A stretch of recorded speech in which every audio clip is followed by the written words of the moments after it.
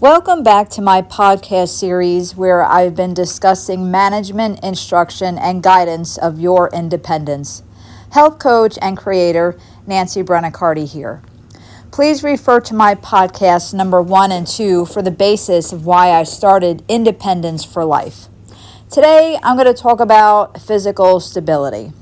So let's define this term. In its most basic definition, it's your independence.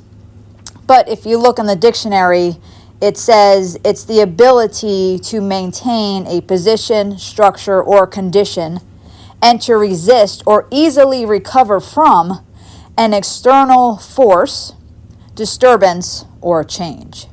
So your physical stability, what I'm talking about is really your mobility, your independence, the ability to be mobile and stable independently. With fitness and movement comes an increase in an ability to control your body alignment and maintain balance, and keeping the body supported and steady while maybe lifting weights or doing something like running. And perhaps we take walking, sitting, standing up, crawling, dancing, or running for granted. Generally speaking, we learn how to do these things from a very young age and continue them throughout our lives. But as we get older, our physical stability starts to naturally decline by way of muscle loss and strength, decrease in bone density, sensory decline, and posture alterations. So let's start now by fighting the aging process. Let's start now to actively preserve your muscle mass and keep your balance sharp. Your future self depends on it. So we're going to go over a few points here on how do we become stable, how do we stay that way, what happens if I lose my stability, and how can I get it back, okay? So again, physical stability really is your independence. It's your mobility. So how do we achieve stability? Well, through steadily building your foundation by performing targeted daily exercises and mindful movement practices. So we want to train the body to maintain balance, want to strengthen the core, and improve joint control. So when I say, daily exercises, I don't mean you have to work out every single day, in the traditional way. So what I'm talking about, and I know I said targeted, and I will go over those targets, but if we get movement every day, we're definitely making some headway here, okay? So it's the sedentary lifestyle that's really going to take us steps backwards. So when I say daily exercises, again, these are things that we are maybe already doing and not realizing, or maybe we need to practice or add into our weekly exercise regimen, okay? So let's get into achieving stability. So like I said, training the body to maintain balance, right? So let's look at that. You have, if you want, daily balance exercises to train the neuromuscular system. So standing on one leg, on a single leg. And if you're not used to doing these types of things, having something stable next to you like a counter, a table, a chair to help you feel confident in starting the balance practice. And then at some point losing that stable factor, right? So standing on one single leg, let's start with 10 seconds and work our way to 30 seconds and more. And we're going to do that per leg. So a good test for yourself is to try it out and see how long you can stand on one leg, if that's possible for you today, without anything stable. So if it's 3 seconds, 5 seconds, okay, so more practice is needed. If you're at 30 seconds or more, you're pretty good, but that's where I'm at, or longer, but I still practice all the time. Practice makes progress. Another balance exercise would be heel-toe walk. So you want to walk in a straight line and make sure that line stays straight. So you want to go heel of one foot in front of the toes of the other. So just making a nice straight line, heel-toe. walking there. And to challenge yourself on that one, do the same thing but go backwards. Or do the same thing, close your eyes. How about standing calf raises? So you want to raise up onto your tippy toes. You want to hold that position on your tippy toes. And then slowly lower down. And like I said before, if you need to hold on to something stable and work your way toward not having a stability factor at some point. Even with those standing calf raises, try that closing your eyes. Anything that you do with your balance exercises that you feel like you've nailed it, now try it with more movement involved and closing your eyes. Or changing your environments, like doing it on sand or doing it on the grass, right? Not on a nice hard floor, because that hard floor is helping you. Another way to achieve stability, we said, was strengthen the core, right? So the core is your anchor for all of your stabilizing movements, and that includes the inner muscles around your spine and the outer muscles used for movements. So there's all different kind of planks, and it doesn't have to be on the floor. So if you're having trouble getting up off of the floor, that's something that we should address also. What you can do is maybe just lean up against a wall, or maybe use a chair to lean on, as opposed to going all the way down to the floor if a floor is a problem. But like I said, if getting up and down off of the floor is a problem for you, I suggest you practice that or find ways so you can easily get up. You can always send me an email and I can help you with that. That's one of the things that we do practice in my virtual exercise classes, is getting up off the floor. Anyway, so going back to the planks, there are plenty of different styles of planks. It doesn't have to be any one in particular. Again, at the beginning, starting with maybe a 10-second plank and working your way up to 30 seconds, 45 seconds, 60 seconds. Work your way up to those times, okay? Strengthening your core. There's another position, it's called the bird dog position. And yes, this is on all fours, where you would be on all fours.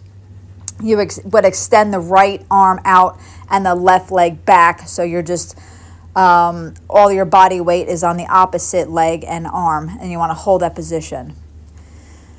You could also do a glute bridge. So this one, you would be on your back, your knees would be bent, and you just want to lift up your hips and you want to hold that position. Okay, so you're tightening up everything from your core muscles all the way down to your glutes for strengthening your core. And there's so many other exercises out there, so find what works good for you. We also said improve your joint control to achieve stability. So doing things that are good for your ankles and your joints. So the stabilizing muscles in your feet and ankles are the first things keeping us from slipping and falling, right? So we want to try to do exercises that are going to help our ankles and our joints. What's really great for stuff like that, yoga, right? And I've talked to you about yoga before, and people will say, I can't, I tried that once, I can't do yoga. Well, yoga is a practice.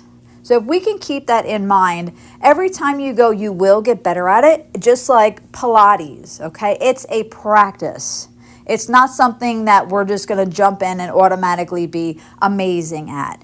But these are the things that will help us have mindful movements, helping our joint stability, strengthening our core, definitely balance. So there's yoga, Pilates, Tai Chi. That's a slow all of these things are using slow and controlled shifts in weight, fostering a spatial awareness. So if we just think, oh, I can't do yoga or I can't do that, try and keep trying several times. Try different instructors, try different levels, because I know that yoga has different levels. There's beginner, there's chair yoga, there's advanced. Find the level that works for you and work your way up. I'm not really sure about Tai Chi. I've never tried it before. It does look very interesting. I am certified to teach Pilates, and I can tell you that one specifically is fantastic exercise, and there are certain levels to it. You can find beginner, intermediate, and advanced. So start at the beginning and just practice. How about some heel raises? So that goes back to your ankle and your joint stability. And I talked about that before. In a slow and controlled motion, rise up on the tippy toes, hold it for a few, and then slowly lower back down. So that's really great on the calves, the ankles, your balance. Like I even said before, maybe doing these things on uneven surfaces, right? Just even walking on uneven surfaces, grass, sand, having pillows in your path of walking on the pillows. This will help keep those joint stabilizers kicking in and keeping us vertical. That's the goal, yes? Keeping ourselves vertical. So if we're forever walking on hard surfaces, it's not helping those joint stabilizers, right? So we want to exercise them as well. So taking a walk on the grass, taking a walk on sand, and perhaps even doing that barefoot, which I think is ideal. And if you've ever attended any of my exercise classes, I do everything, no matter what it is, I'm barefoot, and I love it. Okay, so those are ways to try to achieve stability. Okay, so now that we're working on those achievements, so how do we maintain? So achieving something and getting into the groove of that, okay, great, right? So we figure that out, we've made ourselves a plan. But to me, in my mind, for anything that I've done in my life, maintaining, that's the hard part. Okay, so now you got to keep that going. And I say that's the hard part only because we're creatures of habit and we may slip back into, old ways, right? So if we could try to do these things long enough that they become second nature, that they become habit, it's not going to feel like work. It's not going to feel like maintenance. And I've talked about that in other podcasts. If we're doing something enough, it's going to become second nature. It's not going to feel like work anymore. You won't have to think about it. It just will be. So how do we maintain stability? Well, we want to keep training the core, like I mentioned earlier. We want to, keep strengthening our bodies. Head to toe strengthening, yes. But when we're talking about stability, having some more focus on the lower body, I think is a good idea, through strength training exercises. You have your core muscles, you want to work on your abs, your glutes, even your lower back, right? So that's what I do in my exercise classes as well. I just don't work on the mirror muscles. I work your back of your neck, front of your neck, all of your back. Everything head to toe needs some work, right? But you're targeting your core muscles, abs, glutes, lower back. Body weight exercises, I talked about that earlier with those planks. You can do those planks anywhere at any time. You don't have to bring any equipment. You don't have to think about anything. It's already there with you. Body weight exercises are beautiful. How about some leg exercises, squats and lunges? We want to focus on the hips, thighs, and the ankles. These are the foundations of the lower body. And squats and lunges, there's our different variations, so find the ones that work for you, or I would even say get a good mix of those. How about if to try to maintain our stability, we want to challenge our proprioception, which is the body's awareness of its position in space. And like I said before, yoga, Tai Chi, Pilates, these are all very effective in trying to control body weight shifts. And that goes back to what I was saying to you earlier, where we take for granted getting up out of a chair and walking to where we need to go, right? Or sitting down in the chair, or rolling over in bed, or getting out of bed, or putting on our shoes. All of these things are having shifts in our body weight, and we're not even thinking about it. But the natural decline as we age, we just need to take control of it now and maintain that forever. Change in your proprioception. How about your sensory systems, right? So this is a big system that we need to really be aware of. Our vision is included, our inner ear, our joints, and our feet. So we want to train these systems by removing visual cues or trying different environments. So like I said earlier, when you're doing maybe those calf raises, close your eyes and that's going to be a big difference in your balance. Or try different environments, walking on sand, walking on grass, things like that. Try to mix it up, try to change it up. So your sensory system, your vision, it's your brain's constant feedback about your surroundings and where your body is in space. So balance with your eyes closed, or maybe turn your head while you're trying to walk in a straight line. Big difference. Keep practicing that. How about your inner ear? That it helps you understand your orientation, whether you're upright, if you're spinning, if you feel dizzy or unsteady. You can train your eyes and head to move together smoothly. Your joints and your feet. Well, they tell your brain about the surface texture, joint position, and how your body is moving. So you want to do training by proprioception, training by balance, and practice barefoot balance for feedback from the feet. So that's what I said. So when I was talking about no matter what the exercise I am doing, I am barefoot. And it certainly makes me feel grounded. I feel it gives me much more balance, and it gives me much more confidence. So even if and you have to understand, my personal studio, I have a foam exercise floor. So I feel confident in what I'm doing. So even if I'm running or skipping, I am barefoot the entire time. But that may not be for everybody. Some people have feet issues, and I get it. So your sensory system, vision, inner ear, joints, feet. So all three of these systems are important, because if one system goes, then we can try to rely on the other two, but train all three in a progressive, customized way. And what I mean by customized is what works for you.